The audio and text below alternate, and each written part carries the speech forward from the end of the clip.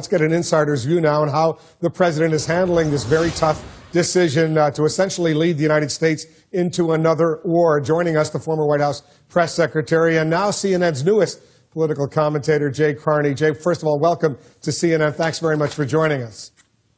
Wolf, thanks for having me. I'm glad to be part of the CNN team. All right, and we're glad to have you. Let's talk about this right now. Is it fair to say the president is now launching a new war, not only against ISIS in Iraq, but also against ISIS in Syria?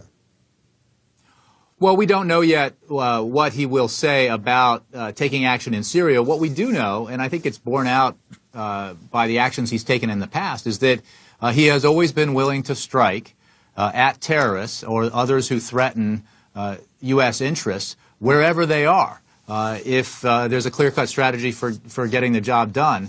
And I think we've seen that as recently as last week in Somalia. We've seen that in the approach he took to going after Osama bin Laden and others in core al-Qaeda. And we've seen that in recent days and weeks as the U.S. has taken action against ISIS or ISIL.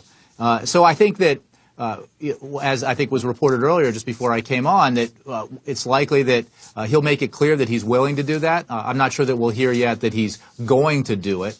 And I think that the overall message will be around making the case to the American people about why we have to take this action, why even though ISIS is not a direct threat to the United States at this moment. It poses a potential threat that's enormous to the United States and our Western allies because of the fighters with Western passports. And it also might morph into an organization like al-Qaeda, which begins to consider direct attacks on the United States and the West. So, it's a tough challenge because we are a war-weary nation. But I think the case is compelling for why we have to take this action.